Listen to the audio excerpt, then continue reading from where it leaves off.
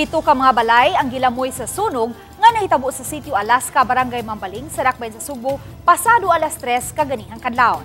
Sa maong hitabo, tulo ang nangaango, lakip na ang inahan nga migakos sa iyang mga anak aron di maigo sa kayo.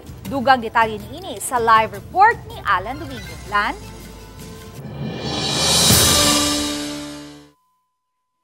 May medyo sunod-sunod ang sunog na nahitabo karon sa atong lokalidad. Din usa niini ang nahitabo sa Sitio Alaska, Barangay Mambaling, Cebu City. Nangapaslot ang bukton o kamot nining 47 anyos nga inahan human mabantang sa kayo. Wa niya baliha ang kainit sa kayo basta dili lang maunsa ang iyahang duha ka mga anak nga iyahang gigakos. Naalimongawan sila dihang pagmatan nila dako na kaayo ang sunog ug naglisod sa pagbadbad sa wire silang gihimong trangkas pultahan.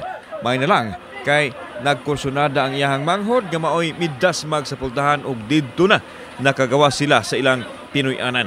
Gayong dito sa ilahang balay nagsugod ang sunog apan wa sila masayod unsa ang hinungdan.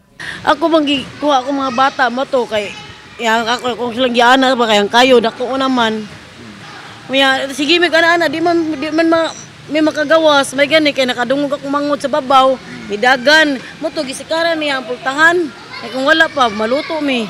Pag tunan ko kusog naman kayo gidagan din ako kung guwang niya kay ang nisugad kayo naman nag kuan ko malilo ba niya ako gitabang kay sige trap naman sila sige sa glugnot diya gipagpati na ako sa pultahan pito man upat bang mo to gipagawas nisuod ko ako bubag tubig di na madaan inaog lang sa pagbalik. Pasado alas 3 gani kadlaw ni ulmo ang sunog nga milamoy sa 7 ka balay din upat ang hingpit nga naugdaw ug 3 ang partially burned. Sa record sa Cebu City Fire Office, 6 ka pamilya ug 16 ka individual ang naapektuhan sa sunog. Nakadanyos kini og 750,000 pesos. 3 ka mga tawo ang na-record nila nga naangol sa hitabo. Gisusipas ka bumbirohan ang hinungdan sa pagsilaob sa kayo nga may nakaingon sa sunog. May gani kay na dali ra gyud sahid mo lagi atong kan ba di na masiruhan ng lugar diha bitaw og sunog. Natin natala nga tulo ka mga na-injured nga paso ni sila. May gani wagid makadako gid ang maong sunog ato ning gipasaka to first alarm. Nangayo og tabang ang mga biktima sa sunog sang litwa sila'y napunit nga mga butang. Ana sila karon gipahiluna sa gym sa Sitio Alaska ug giatiman sa City Social Welfare Office ang ilang pagkaon ug ubang panginahanglan. Akong bata lang ba wala gyud mga sinina sa gamay wa gyud.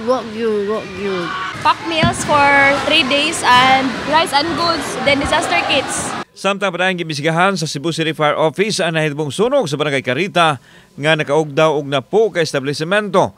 Apil sa isusi ang giingong punduhanan og krodo sa dapit nga maoy nakaingon sa nasaksihan nga ball of fire ni adtong gabi sa Sabado. Brag di po ba nga taba kanang yarda mo gud ilang ang nahisgutan no yarda marag bagsakanan og mga kanang krudo diha ibutang o sa tuy mo na nga sa pagkakaroon lagi kuan po kita igong detalye.